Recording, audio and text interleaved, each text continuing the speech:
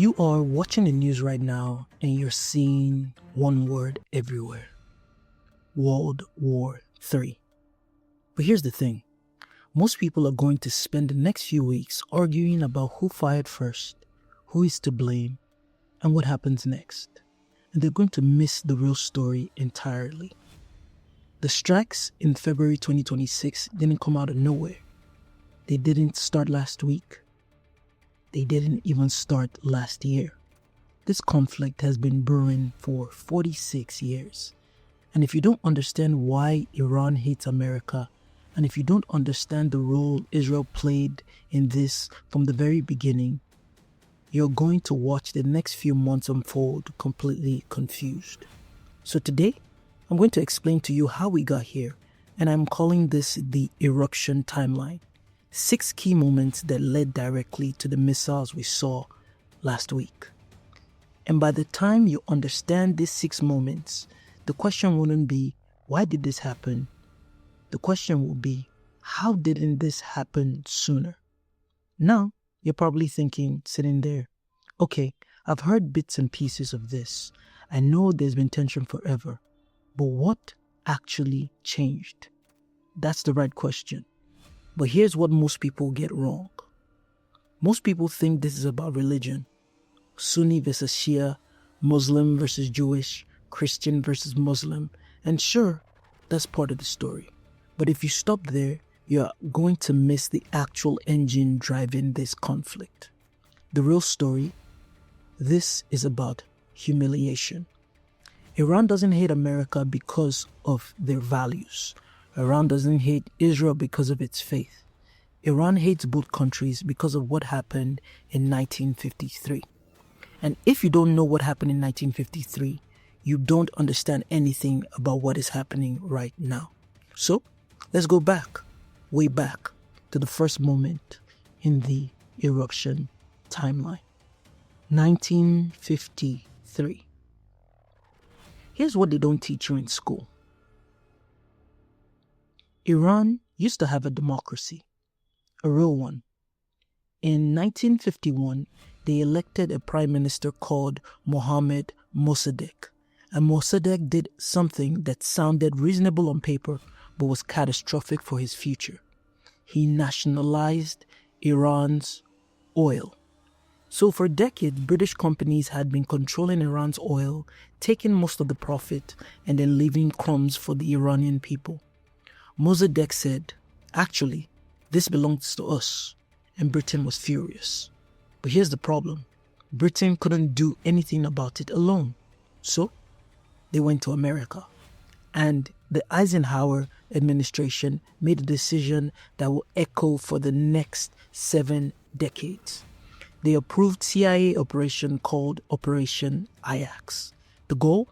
To overthrow the democratically elected prime minister. And it worked. In August 1953, the CIA staged a coup. They installed a dictator, the Shah of Iran, and this person was who the West wanted. For the next 26 years, the Shah ran Iran with an iron fist, secret police, torture, and execution. All the while, America looked the other way because the oil kept flowing. This is the warning you need to understand.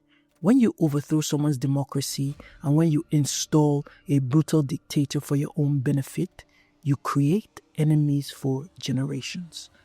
The Iranian people did not forget. They just waited. And here's where it gets interesting. Because the Shah's regime couldn't last forever, in 1979, it finally collapsed. This is the second moment in the eruption timeline. The Iranian Revolution. Millions of Iranians took to the streets, they overthrew the Shah, and then they had a choice. What type of country do we want to be? Unfortunately, the revolution was hijacked by a radical cleric called Ayatollah Khomeini. And Khomeini had one unifying message that resonated with a population that was humiliated for decades. America is the great Satan. Think about that for a second. Why did that message work? because it was true from their perspective. America had overthrown their democracy. America had installed a dictator who tortured them. America had taken their oil. Khomeini didn't create an anti-American sentiment. He just gave it a name. And then in November of 1979, a group of Iranian students took over the U.S. embassy.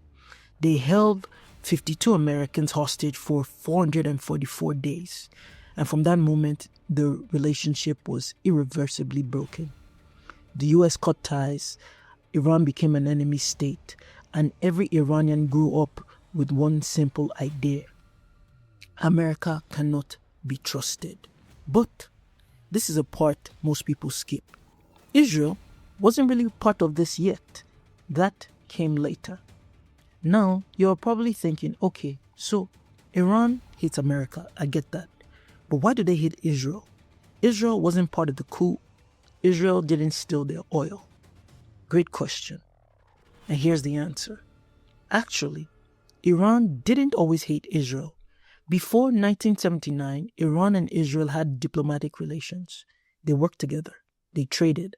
The Shah saw Israel as an ally against common enemies in the Arab world. But after the revolution, everything flipped. Khomeini needed an enemy to unite the country. America was enemy number one, but Israel became enemy number two because of a very specific reason. Israel was America's closest ally in the region. Israel represented Western influence. Israel occupied Muslim land, and most importantly, opposing Israel gave Iran credibility to the broader Muslim world. This is the proxy engine, and I'm going to explain exactly how that works in a few minutes. But first, we must go back to the 1980s, where this conflict went from political to violent. 1980. So, Saddam Hussein, yes, that's Saddam Hussein, backed by the US, backed by the Gulf states, backed by everybody, invaded Iran. And here's what you need to understand about the Iran-Iraq war. It lasted 8 years. 1 million people died. Chemical weapons were used. Children were sent to clear minefields with nothing but plastic keys around their necks. Keys that they were told will open the gates of paradise. Who was supplying Saddam? Who was giving him the weapons, intelligence, and support? America, and France, and Germany, and basically the entire West. So put yourself in the mind of an Iranian watching this.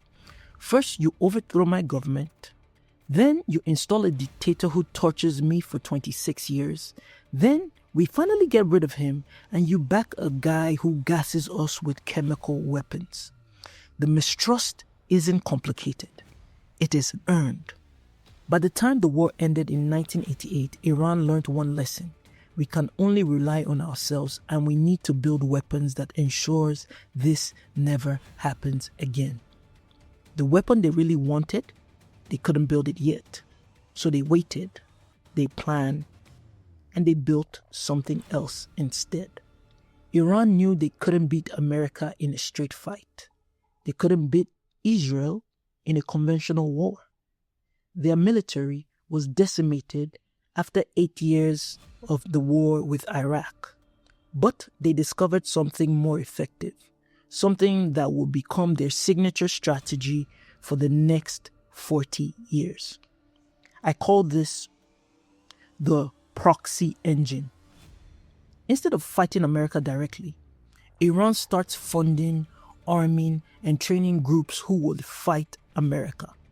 Hezbollah in Lebanon, Hamas in Palestine, Shia militias in Iraq, and then the Houthis in Yemen. This is a genius plan in a twisted way. Iran gets to attack American interests and Israel interests without ever firing a shot themselves. If a proxy wins, Iran wins. If a proxy loses, Iran tries again with a new group. And so for decades, this worked perfectly.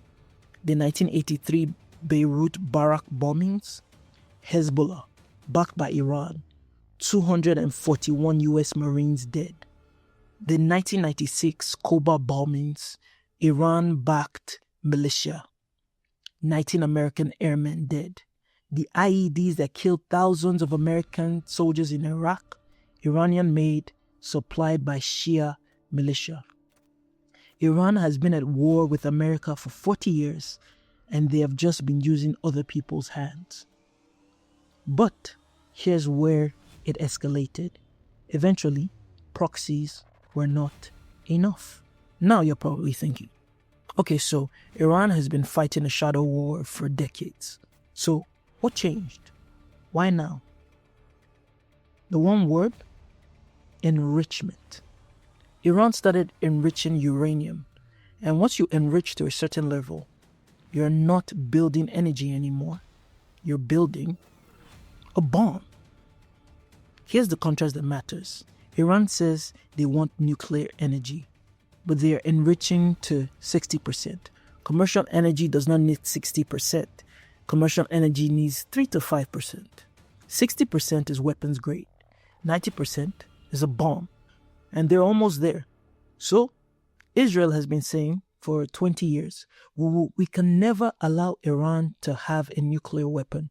And America has been saying for 20 years, we prefer diplomacy.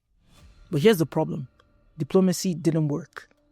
The 2015 nuclear deal, Trump pulled out. Biden tried to revive it.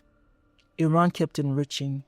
By early 2026, the intelligence community estimated that Iran was weeks away from a breakout capability. And this is when the entire calculus changed. Because Israel looks at Iran and sees a country that has repeatedly promised to wipe them off the map. A country that funds Hamas, Hezbollah, and Islamic Jihad. A country that now potentially could have a bomb. Israel's red line was fast approaching. And American patience was gone. So, here we are, February of 2026. 3 rounds of talk in Geneva, all of them failed. The US military buildup in the region complete. And on February 28th, the strikes began. Operation Epic Fury, they called it. And now you're watching news and you're seeing the aftermath.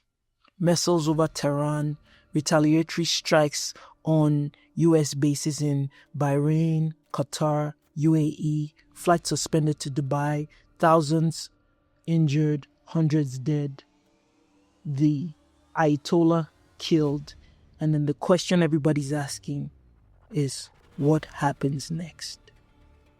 But here's the real question. The real question nobody is asking. How does this end? Because here's the truth. You cannot bomb your way out of 46 years of humiliation. You cannot kill the mistrust. You cannot missile strike your way to peace. The 1953 coup created enemies that are still fighting today. The 1979 revolution created a regime built on anti-American identity, and the Iraq-Iran war created a population that genuinely believes the West wants them dead.